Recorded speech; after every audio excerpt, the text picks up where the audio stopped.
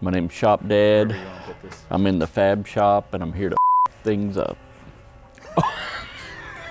you have you have it on? Hey, Eric! We're in the fab shop. We're making Happy Thanksgiving. See y'all next week. Hey, it's Instagram and YouTube, so you can easily make it to where it looks like we're working on the holiday. Oh, my Instagram crashed, everybody. I haven't figured it out yet, and Eric hasn't fixed it yet for me either. So, you already did your outro. Why are you talking Be now? patient. You're supposed to start over. It's a PS. Yeah. PS. Yeah. PS. Insert that. Public service Public service announcement. announcement. PSA. PSO. Or A-O. A. Announcement. Dyslexia, ADD, it sucks. I was trying to give you the mic. Yeah, hold on. How's this supposed to work? Oh. You got no hands. You ain't got no knees. What's going on, guys? It's Monday. Welcome back to the shop.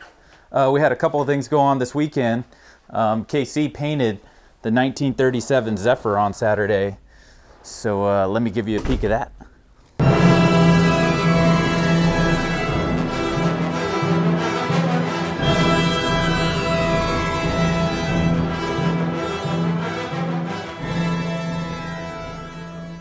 Well, guys, here it is. As far as paint color goes and pearls and all that stuff, I can't tell you anything about that because I've got zero knowledge on it. All right, guys, time hop. It's actually Tuesday, and I didn't want to leave you hanging with that information that I didn't know anything about the paint job on this car right here.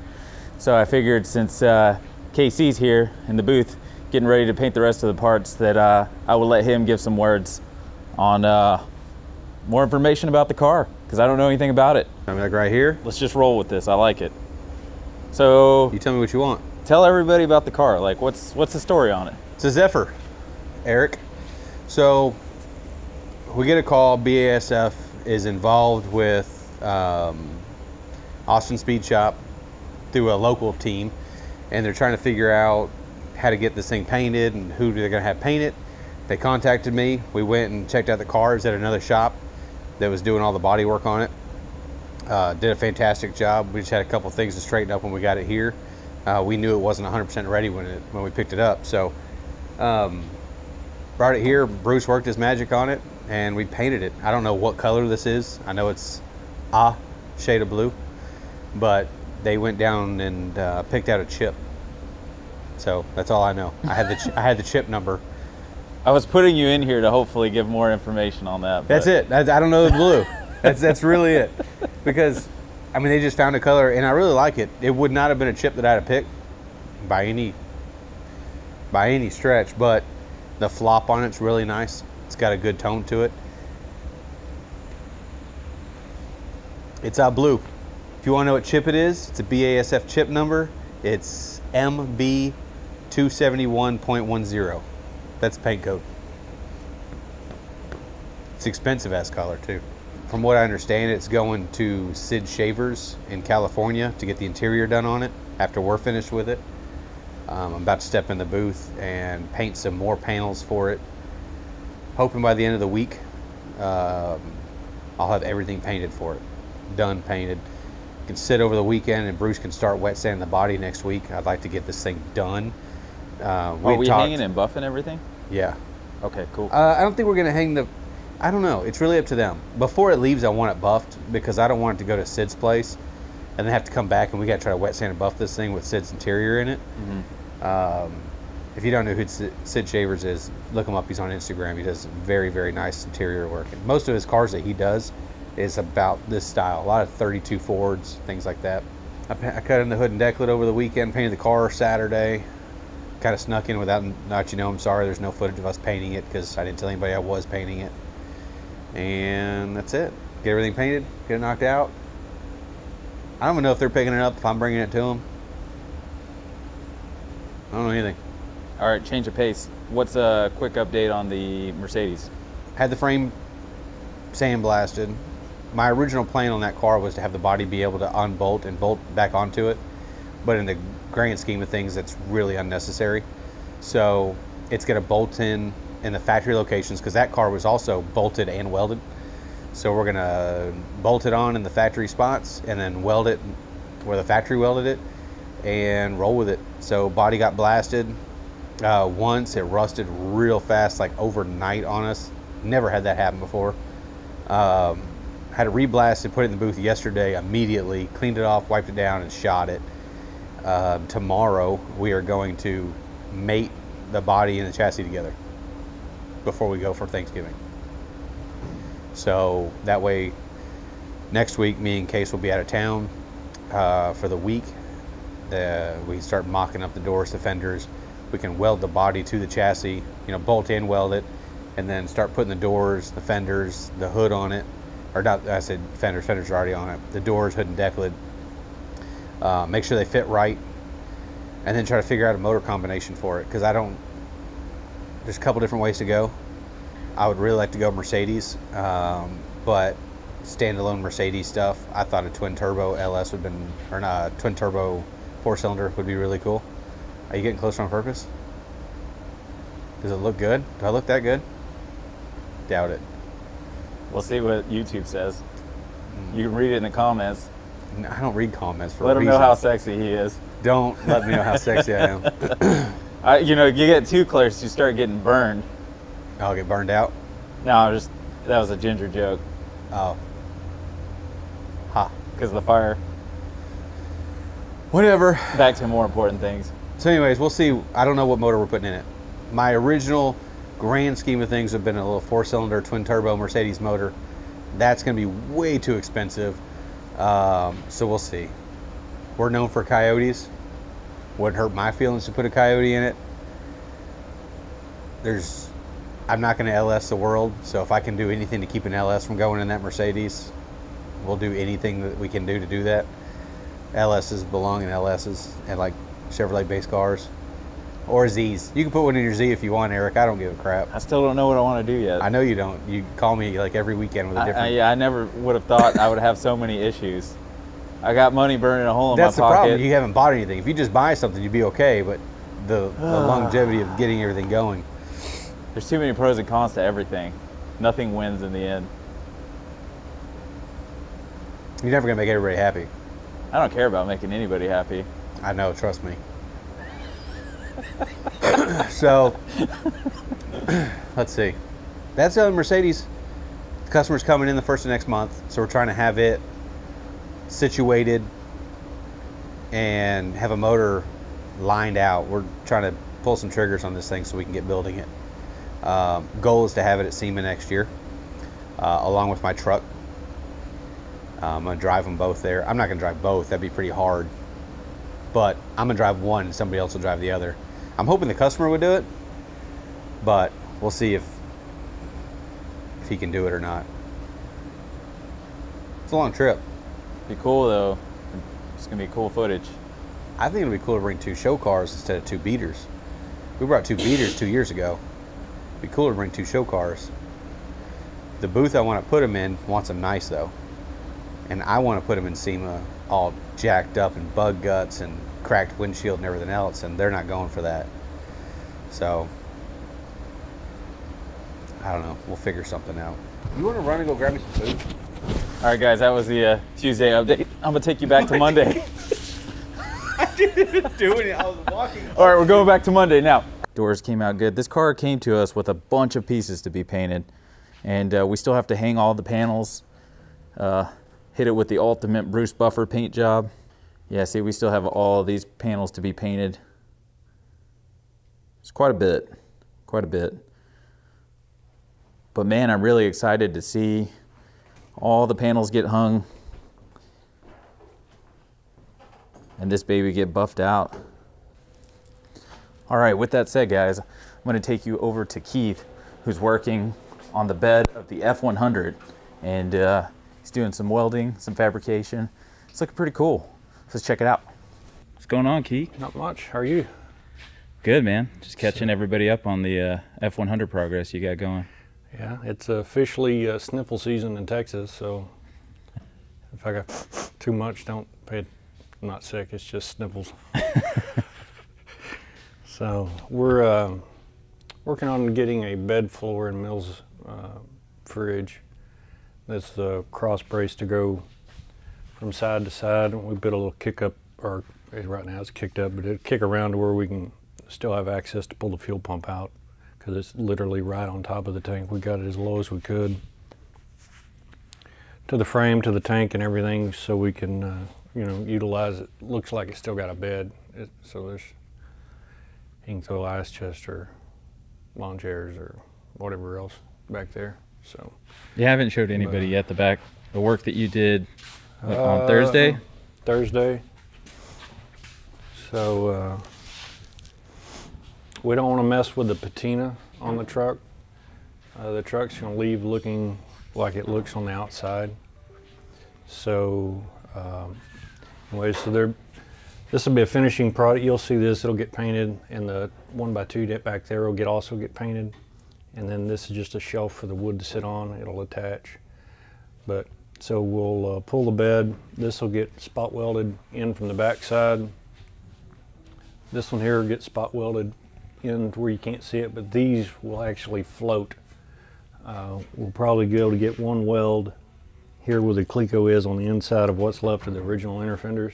But the sides will actually float. There won't be, nothing will go through the bedside as far as, but anyways, the brace I'm working on now goes across back here for the rear of the fender well to sit on. And then it come right across here.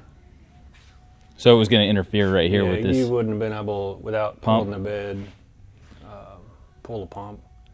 So anyways, so it's going to kick off right here and go just behind it and then kick back up. Then we'll, hopefully later today, or by the end of the day, I'll have angle iron running through here, across here, and then across that other end for give the wheel tub something to be attached to. Oh, I hadn't even seen the wheel tubs. Yeah, I think I don't remember now where we got them. I have to get back to you on that. They are fiberglass, but for simplicity / budget, well, there's also whatever, it's going to work perfectly fine. Don't have to get into anything crazy. There's a race truck too, so you know, it's supposed to weight reduction. Be to do some what I guess SCCA, like where they that kind of stuff. So that's what I heard the owner say he wanted to do. So the reason why there's 335s in the back. Yeah. What the front? Some big meats. 295s or something in the front. It ought to drive like it's on rails. But that's where we're at on this one.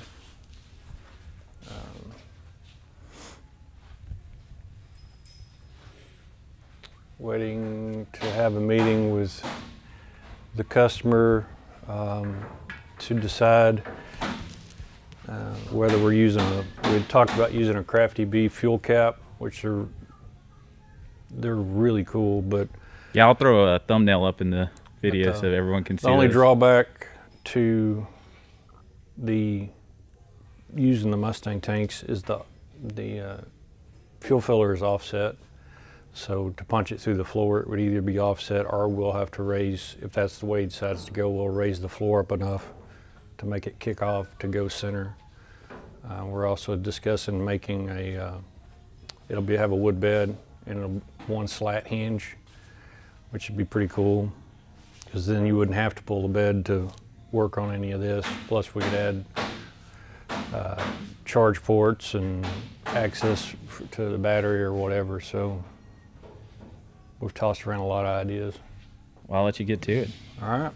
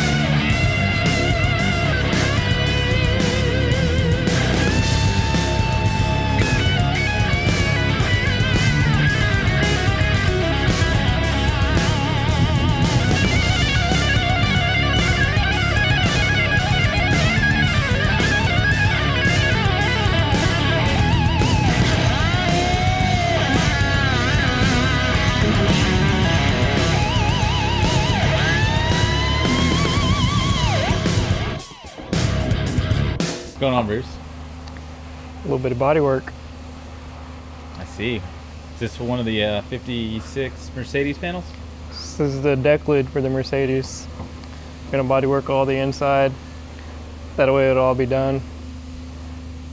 And then also gonna do the hood and then both doors. That way, the body's getting blasted again right now. It'll go in the booth, it'll get epoxied, and then it'll later get welded to the frame. We'll put all the panels on it. And I don't know where we go from there. I guess Zach's gonna start cutting it up, putting all the new stuff on it. I mean, you're doing a lot of work, obviously, body work in the inside of the panels. I feel like on most Yeah. projects, people kind of overlook this area. Yeah, some people will probably fix a few things or something, I don't know. But it's gonna look like a mirror. That way when he opens it, he can look at his reflection and fix his hair or something. I can believe that. If you're finishing it off, you're buffing it out, I can believe that. Yeah, maybe it'll be all gloss. You know, a lot of times we do like matte finishes on the insides of our engine bays and stuff. Maybe this one will be gloss, it'll look good. Yeah. I think the deck lid and the hood are both smooth enough to where it could go gloss and really look good, but that's a lot of buffing. Well, you said originally this was aluminum too, right? Yeah, it's aluminum. And how was the condition on it? It was like a golf ball. With the dimples everywhere? Yeah, it's like somebody beat the crap out of it with a ball peen hammer or maybe like a nail and a hammer. I don't know, because there was like little spots all over it. I mean, the whole thing was just in really bad shape. And I hammered, you know, a bunch of the big stuff out, tried to take a bunch of the big low spots out. But I mean, overall, it's really, really rough. But after I'm done with it, it'll be smooth. It might have a little bit of Bondo on it, but it's not gonna have a lot. Yeah, kind of like a skim coat. Yeah, it's pretty much all it is. I mean, I don't like putting a lot of Bondo on stuff either. I'd rather do the minimal amount and it still look really good. I don't like, you know, piling it on there and, you know, trying to make that flat. That's not something I like doing. I like putting the bare minimum of body filler and then, you know, priming it and trying to work with the primer instead of the body filler. So I'm assuming this is the first thing you've started on? You haven't worked on the other side at all yet? No, I haven't done anything to the other side. It's just this side. I might knock out some of the body work on the outside, you know, just so it'll be smooth. I don't have to do it later. But I'm gonna do the inside of everything first, and then if I have time, I'll come back and do the other side. So what is your like whole process with something like this? So this came out of epoxy. Yeah. And so when it first gets to you and it's just out of epoxy, where do you usually start on a project? I mean, you want to sand it with something that your Bondo is going to stick to, which this one I didn't want to really, you know, tear through all the epoxy, so I sanded it with a 120. That way you have a good scratch in it, and then I Scotch-Brite the whole thing, and then I'll clean it with the water-based cleaner, you know, to get fingerprints or anything like that out, and then I'll go ahead and do my body work on top of that. Because if you have your epoxy and then you're sitting there, you know, sanding it with 80 or something really rough, and you're, you know, starting to get all your metal to show through again, then it was pretty much worthless to put your epoxy on there. Right. So I don't like to scuff it up as, you know, rough as what most people do. I'll use something, you know, that I know the filler is going to stick to, and then work on top of that. That way, you know, it still has that protection from corrosion on it. Whereas if you sand it with something rough, it's not going to have that protection that you put on there because you just sanded it all off with your 80 grit or, you know, whatever it is that you're using. Yeah, that makes sense. Well, how's your, any more update on the cut projects that are going on?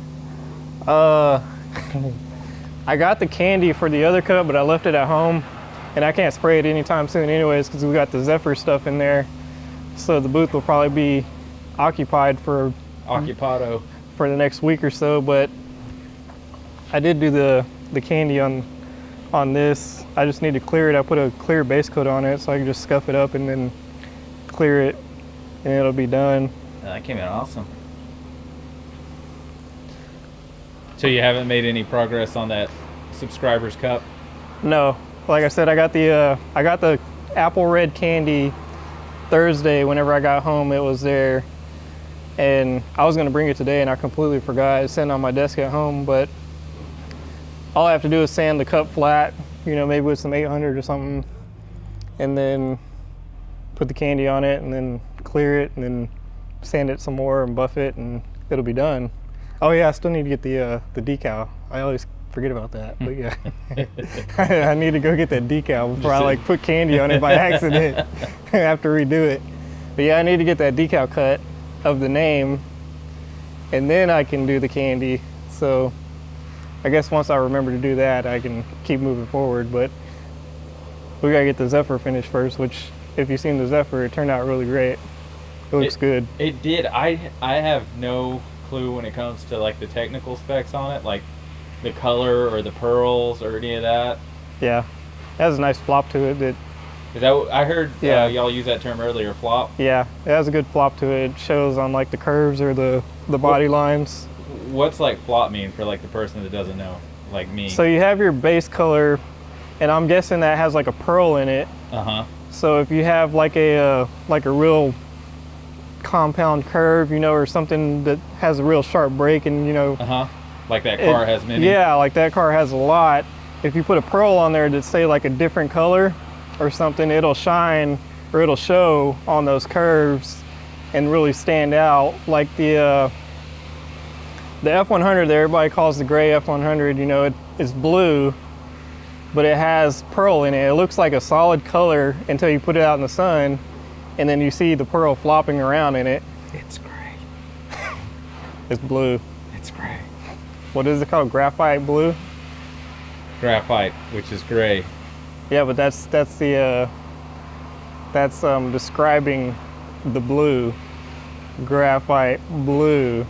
Okay, I'm not going to argue with you. I already admitted I didn't know crap about it when it came to paint and color. But pretty much it adds like another layer of color to it that you see, you know, at certain angles. Yeah, I noticed that across the top you kind of saw it where the light bounced off of, and I'm assuming that's going to play off of wherever light is hitting it. Yeah, it's a really cool effect to have in paints. It's an expensive effect, especially with pearl, but I mean it looks really great. And I don't like pearls or metallics on some cars. You know, some older cars I don't like that. I prefer it to be a solid color, but you know, cars like that, if you pick the right color, I think it comes out looking good. Right on. Well, I'll let you get back to it. Back to my sanding. Back to the salt mine. Back to the salt grind. And thanks for watching. Happy Thanksgiving. There he goes again. Oh, that way Eric can get a couple of takes. He can use one line of you like multiple times, and he's like,